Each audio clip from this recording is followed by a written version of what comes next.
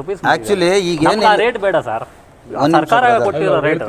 ಈಗ ನೋಡಿ ಈಗ ಮುಖ್ಯ ಉದ್ದೇಶ ನಂದೊಂದು ರಿಕ್ವೆಸ್ಟ್ ಏನು ಅಂದರೆ ಅಥವಾ ಸಲಹೆ ಏನು ಅಂದರೆ ನಂಗೆ ಬೇಕಾಗಿರೋದು, ಈ ರೆಗ್ಯುಲೇಟ್ರಲ್ಲಿ ನಾನು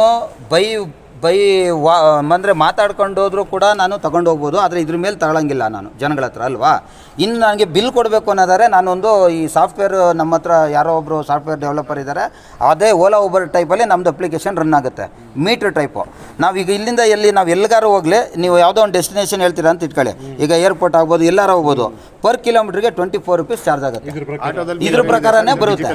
ಸೊ ಅದನ್ನೇ ನಾವು ಇದನ್ನ ನೋಡಿ, ಇದೇ ಮೀಟರ್ ಟ್ಯಾಕ್ಸಿ ಅಂತೇಳಿ ಟೌನರ್ ಅಂತ, ಇದನ್ನ ಬಳಸ್ಕೊಂಡು ನಾವೇನು ಮಾಡ್ತೇವೆ,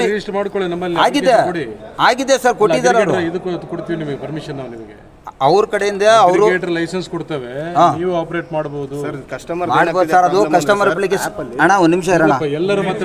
OIOT ಅಂತ ಹೇಳಿ ಅವ್ರು ಆಲ್ರೆಡಿ ರಿಜಿಸ್ಟರ್ ಮಾಡಿದ್ದಾರೆ sir, customer application one India one taxi ಅಂತ.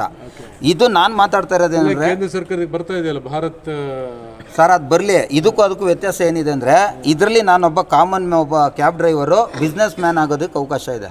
ಬಿಕಾಸ್ ನಾನು ಪ್ರತಿಯೊಬ್ಬ ಕಸ್ಟಮರ್ಗೂ ನಾನು 10 ಜನಕ್ಕೆ ಸರ್ವಿಸ್ ಕೊಟ್ಟರೆ 10 ಜನಕ್ಕೂ ನನ್ನ ಹೆಸರಲ್ಲಿ ಬಿಲ್ ಹೋಗುತ್ತೆ, ಅಂದರೆ ನಾನೊಂದು ಬಿಸ್ನೆಸ್ ನೇಮಲ್ಲಿ ನಾನು ಬಿಲ್ ಹೋಗುತ್ತಿದ್ದು. ಸೊ ಹಂಗಾಗಿ ಇದು ಜಸ್ಟ್ ಇದೇನು ಅಂದರೆ, ಇದು ಮೀಟ್ರ್ ಥರನೂ ವರ್ಕ್ ಆಗುತ್ತೆ, ಆನ್ಲೈನು ಕೂಡ ವರ್ಕ್ ಆಗುತ್ತೆ. ಈಗ ಯಾರೋ ಒಬ್ಬರು ಕಸ್ಟಮರ್ ಬಂದರು ಅನ್ಕೊಳ್ಳಿ, ರ್ಯಾಪಿಡೋದಲ್ಲೋ ಓಲಾದಲ್ಲೋ ಬುಕ್ಕಿಂಗ್ ಕಸ್ಟಮರ್ ತೊಗೊತೀವಿ ನಾವು, ಅದು ರೇಟ್ ಕಡಿಮೆ ಬರುತ್ತೆ, ಈಗ ತೋರಿಸೋದವಲ್ಲ ಆ ಥರ. ನಾವೇನು ಮಾಡ್ತೀವಿ, ಅಲ್ಲಿ ಹೋಗ್ತೀವಿ, ಅವ್ರ ಲೊಕೇಶನ್ಗೆ ಸರ್ವಿಸ್ ಕೊಡಬೇಕು, ಹೋಗಿ ಕೂರಿಸ್ಕೊಂಡಾದ್ಮೇಲೆ ಟ್ರಿಪ್ ಸ್ಟಾರ್ಟ್ ಮಾಡ್ತೀವಿ. ಇದನ್ನು ಟ್ರಿಪ್ಪನ್ನು ಹಿಂಗೆ ಸ್ಟಾರ್ಟ್ ಮಾಡಿಬಿಟ್ಟು ಅವ್ರದ್ದು OTP ಕರ್ಕೊಂಡು ಹೋಗ್ತೀವಿ. ಏನಕ್ಕೆ ಅಂದರೆ ಅವ್ರ ಕಸ್ಟಮರ್ ಅವ್ರನ್ನ ನಾವು ಕ್ಯಾನ್ಸಲ್ ಮಾಡ್ಕೊಂಡು ಹೋಗಬಾರ್ದು ಅನ್ನೋದು ಲೀಗಲ್ಗೆ. ಇಲ್ಲಿ ನೋಡಿ, ಇದು ಮೀಟ್ರ್ ಥರ ವರ್ಕ್ ಆಗುತ್ತೆ, ಗಾಡಿ ಎಷ್ಟು ಸ್ಪೀಡ್ ಹೋಗುತ್ತೆ ಆ ಸ್ಪೀಡ್ ಬರುತ್ತೆ, ಎಷ್ಟು ಕಿಲೋಮೀಟ್ರ್ ಓಡುತ್ತೆ, ಎಷ್ಟು ನಿಮಿಷ ಟೈಮ್ ಆಯಿತು ಎಲ್ಲ ಬರುತ್ತೆ ಸರ್.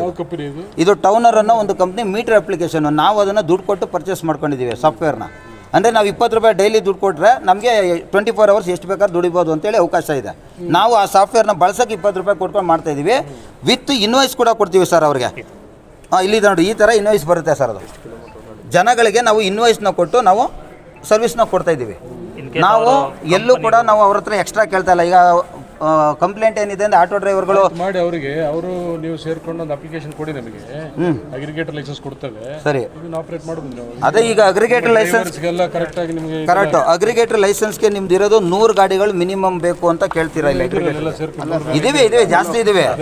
ಇಲ್ಲಿ ನೋಡಿ, ಇಲ್ಲಿರೋದು ಅದನ್ನು ಕೂಡ ಓದ್ಕೊಂಡು ಬಂದಿದ್ದೀನಿ. ಡ್ರೈವರ್ ನೋಡಿ, ಕ್ವಾಲಿಫಿಕೇಶನ್ 2 ವರ್ಷ ಇರಬೇಕು ಮಿನಿಮಮ್ ಕರ್ನಾಟಕದಲ್ಲಿ ಅಂತಾರೆ, 2 ವರ್ಷ ಡ್ರೈವಿಂಗ್ ಎಕ್ಸ್ಪೀರಿಯನ್ಸ್ ಇರಬೇಕು ಅಂತಾರೆ. ನಮಗಿದೆ ಊಬರು, ಕೆಲವೊಂದು ಫ್ಲೀಟ್ಗಳಿದಾವಲ್ಲ ಸರ್, ಹಿಂದಿಯವ್ರನ್ನೆಲ್ಲ ಕರ್ಕೊಂಡ್ಬಂದ್ಬಿಟ್ಟು ಈಗ ನಿನ್ನೆ ಕರ್ಕೊಂಬರ್ತಾರೆ, ಇವತ್ತು DL ಕೊಡ್ತಾರೆ, ಅದು ಫೇಕ್ ಡಾಕ್ಯುಮೆಂಟ್ಸ್ಗಳನ್ನ ಕೊಟ್ಟು. ಇದ್ರದ್ದು ಕೂಡ ದೊಡ್ಡ ದಂಧೆ ನಡೀತಾ ಇದ್ದಾವೆ. ಇದನ್ನ ನಾವು RTI ಹಾಕ್ಬಿಟ್ಟು ನಾನು ಡೀಟೇಲ್ಸ್ ತಂದಿದ್ದೆ. ಸುಮಾರು ವೆಹಿಕಲ್ಸ್ ನಿಮ್ಮವರೇ ಬಂದು ಸೀಸ್ ಮಾಡಿಸಿದ್ದಾರೆ. ಸುಮಾರು 100-200 ಗಾಡಿ ಸೀಸ್ ಮಾಡಿದ್ದಾರೆ. ಓಲೋಬರು ತುಂಬಾ ಅನ್ಯಾಯ ಮಾಡ್ತಾರೆ ಸರ್, ರೇಟಿಂಗ್ ಫ್ಲೀಟ್ ಕಂಪ್ನಿ. ಈಗ ನಾನು ಅಧ್ಯಕ್ಷನಾಗ್ಲೋ ಇಲ್ಲ ಇನ್ನೊಂದು ಯಾರೋ ನಾಯಕನಾಗಿ ನಾನು ಬಂದಿಲ್ಲ ಸರ್. ಆ್ಯಸ್ ಎ ಡ್ರೈವರ್ ಆಗಿ ನಾನು ಇಂಡಿಪೆಂಡೆಂಟ್ ಆಗಿ ನಿಮ್ಗಳಿಗೆ ಕಂಪ್ಲೇಂಟ್ ಕೊಡೋಕೆ ಬಂದಿದ್ದೀನಿ. ಎಲ್ಲರೂ ಕೈಲೂ ಅದೇ ಕಂಪ್ಲೇಂಟ್ ಕೊಡ್ತೀನಿ. ಸೈನ್ ಮಾಡಿಸಿ ಎಲ್ಲರೂ ಬೇಡ, ಸುಮ್ಮನೆ ಒಬ್ಬರು ಬರೆದು ಬಿಟ್ಟು ಸೈನ್ ಮಾಡಿ ಎಲ್ಲರೂ. ಅದಕ್ಕೆ ಅಲ್ಲ, ಸೈನ್ ಮಾಡಿಸ್ತೀನಿ ಸರ್, ಯಾಕಂದ್ರೆ ಅದಕ್ಕೆ ನೀವು ಒಂದೇ ಕಂಪ್ಲೇಂಟ್ ತಗೊಂಡು ಒಂದಕ್ಕೆ ಸುಮ್ಮನೆ ಆಗ್ಬಿಟ್ರೆ ನಾವು ಆಮೇಲೆ ಏನು ಮಾಡೋದು ಹೇಳಿ ಸರ್? ನಾನು ಒಂದೇ ಅಲ್ಲಪ್ಪ, ಎಲ್ಲ ಇರ್ಬೋದು. ನಾನು ಅದಕ್ಕೆ ಇವ್ರಿಗೆ ಏನು ಹೇಳ್ದೆ ಗೊತ್ತಾ, ನಾನು 10 ಗಂಟೆಗೆ ಹೋಗ್ತೀನಿ, ನೀವು 10 ಬರ್ರಿ, ಇನ್ನೊಬ್ರು 11 ಗಂಟೆಗೆ ಬನ್ನಿ ಅಂತ ಹೇಳ್ದೆ ಅವ್ರಿಗೆ. ಸಿಂಗಲ್ ಆಗೇ ಕೊಡ್ತೀವಿ, ಅದಕ್ಕೆ ನಂಗೆ ರಿಪ್ಲೈ ಕೊಟ್ಬಿಡಿ ಸರ್ ಅಷ್ಟೇ. ಇವ್ರಿಗೆ ತಾಕೀತ್ ಮಾಡಬೇಕು, ನಾವು ನಮ್ಮ ಐಡಿಗಳು ಬ್ಲಾಕ್ ಮಾಡ್ತೀವಿ. ಕಮಿಷನರ್ ಬರ್ತಾರೆ, ಸರಿ ಸರ್, ಅದೊಂದು. ಆಮೇಲೆ ಇನ್ನೊಂದೇನು ಅಂದರೆ, ಅವ್ರು ನಮ್ಮ ಐಡಿಗಳು ಈಗ ಆಲ್ರೆಡಿ ಬ್ಲಾಕ್ ಮಾಡಿದ್ದಾರೆ, ಅವ್ರ ಮೇಲೆ ನೀವು ಕ್ರಮ ತಗೋಬೇಕು ಸರ್. ಯಾಕಂದ್ರೆ ನಾವು ನ್ಯಾಯದ ರೀತಿಯಲ್ಲಿ ತಗೊಂತ ಇದೀವಿ ದುಡ್ಡು. ಅವ್ರು ನಮ್ಗೆ ಕಡಿಮೆ ಕೊಟ್ಟಿರೋರಿಗೆ ನಾವು ದುಡ್ಡು ತಗೊಂಡಿರೋದಕ್ಕೆ ಬ್ಲಾಕ್ ಮಾಡಿದ್ದಾರೆ.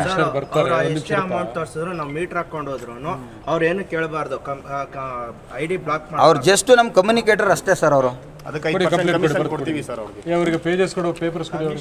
ಇನ್ನೊಂದು ಯಾವ ಒಂದು ಗಾಡಿಗಳು ಇಲ್ಲ, ಅವ್ರಿಗೆ ಲೈಸೆನ್ಸ್ ಕೊಟ್ಟಿರೋದೆ ಅಲ್ಲಲ್ಲ, ಅವ್ರದ್ದು ಇದೆ, ನಿಮ್ಗೆ ಅದು ಗೊತ್ತಿಲ್ಲ. ಅದು ಅವ್ರದ್ದು ಅದರಲ್ಲಿ ಬಾಣಸ್ವಾಡಿಲ್ಲ, ಅಲ್ಲಿ ಎಲ್ಲೋ ಕಣೆ ಬಿಸಾಕೋರು ಅವ್ರ ಗಾಡಿಗಳನ್ನ. ತುಂಬ ಜನ ಇದ್ದಾರೆ. ತುಂಬ ಸಂಘಟನೆ ಬಂದು ಮನವಿ ಕೊಟ್ಟರು. ಮನವಿ ತಗೊಂಡು ಏನು ಮಾಡ್ತೀರಣ್ಣ? ನಮ್ಮ ಮನವಿ ಬೇಕಾಗಿಲ್ಲ ನಮ್ಗದು. ಕಂಪ್ಲೇಂಟ್ ನಾವು ಕೊಡ್ತಾ ಇರೋದು, ನಾವು ಮನವಿ ಇಲ್ಲ ಸರ್. ನಾನು ಕಂಪ್ಲೇಂಟ್ ರೂಪದಲ್ಲಿ ಕೊಡ್ತೀನಿ ಸರ್, ಅದು ಮನವಿ ರೂಪದಲ್ಲಿ ನಾವು ಕೊಡಲ್ಲ ಸರ್. ಕಂಪ್ಲೇಂಟು 100% ನಾವು ಇದ್ರ ಮೇಲೆ ಕ್ರಮ ತಗೊಳ್ಳಿ ಅಂತ. ಕಂಪ್ಲೇಂಟ್ ಆಗ್ತದೆ, ಕಂಪ್ಲೇಂಟ್ ಕೊಟ್ಟರೆ ಕಂಪ್ಲೇಂಟ್ ಆಗೋದು. ಸರಿ ಸರ್, ಆಯಿತು, ನಾನು ಕೊಡ್ತೀನಿ.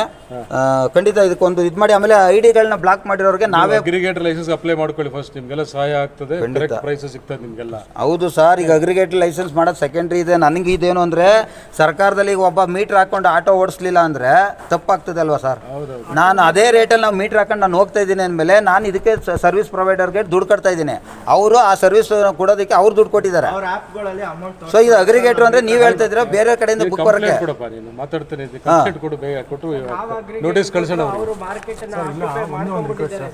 ನೋಟಿಸು ಅನ್ನೋದಕ್ಕಿಂತ ಹೆಚ್ಚಾಗಿ ಸರ್, ಅವರು ಹೆಂಗೆ ಆಗ್ಬಿಟ್ಟಿದ್ದಾರೆ ಅಂದರೆ ಅವ್ರಿಗೆ ಒಂದು ಮಿನಿ ಗೌರ್ಮೆಂಟ್ ಥರ ಮಾಡ್ಕೊಂಡ್ಬಿಟ್ಟಿದ್ದಾರೆ ಆಪ್ ಆಧಾರಿತ ಸಂಸ್ಥೆಗಳು. ಇವತ್ತು ಒಂದು ಎಷ್ಟು ಲಕ್ಷಾಂತರ ರೂಪಾಯಿ ಬಂಡವಾಳ ಹಾಕಿರೋ ಟ್ಯಾಕ್ಸಿಗಳಿಗೆ ಒಂದು ಆಟೋ ರೇಟ್ ಕೊಡ್ತಾರೆ ಅಂದರೆ ಗೌರ್ಮೆಂಟಲ್ಲಾಗಲಿ ಯಾವುದೇ ಟ್ರಾನ್ಸ್ಪೋರ್ಟ್ ಡಿಪಾರ್ಟ್ಮೆಂಟ್ ಏನು ಮಾಡ್ತಾ ಇದ್ದಾರೆ ಸರ್? ಯಾರಿಗೂ ಗಮನಕ್ಕೆ ಬಂದಿಲ್ಲ ಸರ್. ಇವತ್ತು ಆನ್ ಮಾಡಿದ್ರೆ ಎಷ್ಟೋ ಟ್ಯಾಕ್ಸಿಗಳು ಕೋರ್ಟಲ್ಲಿ ನಡೀತಾ ಇದೆ, ಅದ್ರ ಬಗ್ಗೆ ನಾವು ಚರ್ಚೆ ಮಾಡೋದಿಲ್ಲ. ಕೋರ್ಟಲ್ಲಿ ಎನ್ಫೋರ್ಸ್ಮೆಂಟ್ ಮಾಡ್ತಾ ಇದ್ದೀವಿ. ನೀವು ಇವತ್ತು ಕೇಳ್ತಾ ಇರ್ಬೋದು, ಪ್ರಶ್ನೆಗಳು ಒಂದು 2 ವರ್ಷದಿಂದ ಇದೆ. ಸುಮಾರು ವೆಹಿಕಲ್ ಸೀಸ್ ಮಾಡಿದ್ದೀವಿ ಸರ್. ನೀವು ವೆಹಿಕಲ್ ಸೀಸ್ ಮಾಡ್ತಾ ಇದ್ರೆ ಕಂಪ್ನಿ ಸೀಸ್ ಮಾಡ್ತಾ ಇಲ್ವಲ್ಲ ಸರ್ ನೀವು? ನಮ್ಮ ಅದೇ ಕ್ವಶನ್. ಕಂಪನಿ ನೋಟಿಸ್ ಹೋಗಿದೆ, ಕಂಪನಿ ಕೇಸಸ್ ಕೋರ್ಟಲ್ಲಿ ಇದೆ, ಅದ್ರ ಬಗ್ಗೆ ಚರ್ಚೆ ಮಾಡೋ ಹಾಗಿಲ್ಲ. ಹೌದು ಸರ್, ಈಗ ಕೇಸಸ್ ಇರೋದು ಸರ್, ಇದು ಈಗ ಕೇಸ್ ಇತ್ಯರ್ಥ ಆಗೋವರೆಗೆ ಸ್ವಲ್ಪ ವೇಟ್ ಮಾಡಬೇಕು ಸರ್. ಅವ್ರದ್ದು ಏನೋ ತೀರ್ಮಾನ ಹಾಕೊಂಡಿದ್ರೆ ಅದೆಲ್ಲ ನನ್ನ ಕ್ವಶನು. ಈಗ ನಿಮ್ಮ ರೆಗ್ಯುಲೇಟರ್ ಅವ್ರು ಗಾಡಿ ಓಡಿಸ್ತಾ ಇಲ್ವಲ್ಲ, ಅಂದರೆ ರೇಟ್ಗಳನ್ನ ಕೊಡ್ತಾ ಇಲ್ವಲ್ಲ, ಜನಕ್ಕೂ ಮೋಸ ಮಾಡಿ ಡ್ರೈವರ್ಗೂ ಮಾಡ್ತಾರಲ್ಲ, ನೀವು ಅದಕ್ಕೆ ಕಡಿವಾಣ ಹಾಕಿ ಅಂತ ಹೇಳ್ತಾ ಇದ್ದೀನಿ ನಾನು. ಕೊಡಿ ಕಂಪ್ಲೇಂಟ್ ಕೊಡಿ. ಹಾಂ ಸರಿ ಸರ್, ಆಯಿತು, ಈಗ ರೆಡಿ ಮಾಡಿಕೊಡ್ತೀನಿ. ಓಕೆ, ಥ್ಯಾಂಕ್ ಯು ಸರ್, ಆಯಿತು. ಅದೇನು ಬೇಡ ಬಿಡೋಣ, ಅವ್ನು ಕೊಟ್ಕೊಂಡು ನಮ್ಗೇನಾಗಬೇಕು? ಅವ್ನು 10 ರೂಪಾಯಿ ತೋರಿಸ್ಲಿ, ನಮ್ಗೇನು ರೀ ಕಟ್ಕೊಂಡು.